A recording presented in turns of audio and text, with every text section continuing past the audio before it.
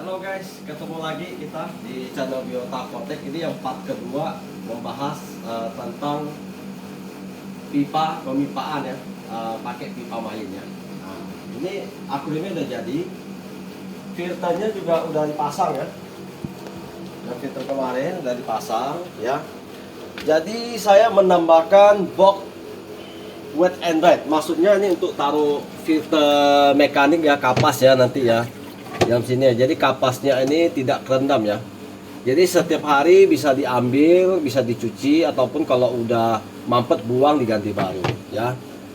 Nah ini ada tambahan untuk connectnya, itu pakai watermore ya, watermore ya. Lalu valve lagi. Nah ini yang gede ini pipain nih, di dalam itu yang paling ujung dalam, yang gede itu pipain. Lalu yang di tengah ini itu pipa mesin ya, pipa mesin ya. Mesin ada pasang watermore juga. Jadi suatu saat mesinnya rusak atau apa, saya tinggal buka watermore, saya tinggal ganti mesinnya tanpa harus membuka pipa lain. Nah yang ketiga terakhir depan ini pipa untuk kuras atas ya. Nah oke. Nah kenapa saya pasang di box wet and dry, dia punya pipa kuras.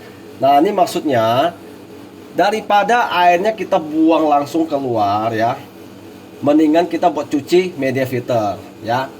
Nah oke, kita jalankan dulu dia punya akuarium ya, kita jalankan. Nah di sini saya ada tambahan nih ya, pakai T ya, T yang model gini ya, T ya, 3 cabang ya. Nah ini untuk outflow nya nih, saya di pipa out ya.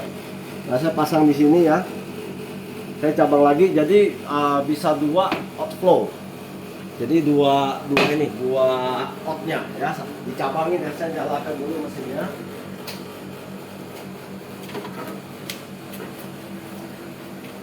Nah ini kelihatan ya,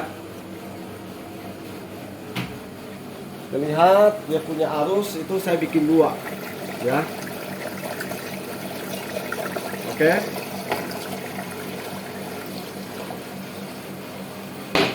Nah ini mesinnya udah jalan ya.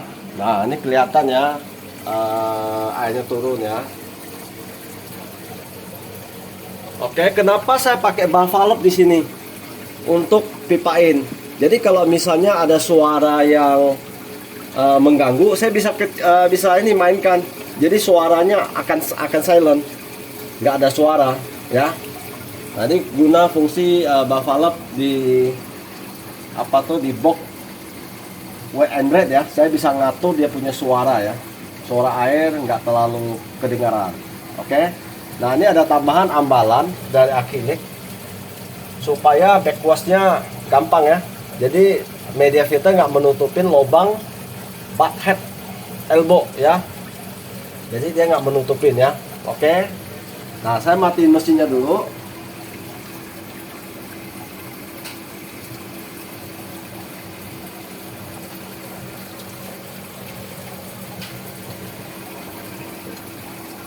Misalnya saya mau nguras nih ya.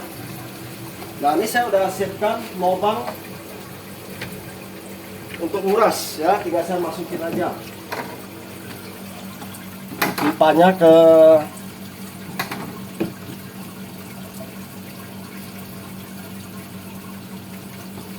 valve. Nah tinggal saya kuras ya, saya kuras habis ya. Nah dia lewat di sini bro. Nah ini cuma contoh aja, kalau di rumah nanti kita arahkan ke tempat pembuangan ya. Oke.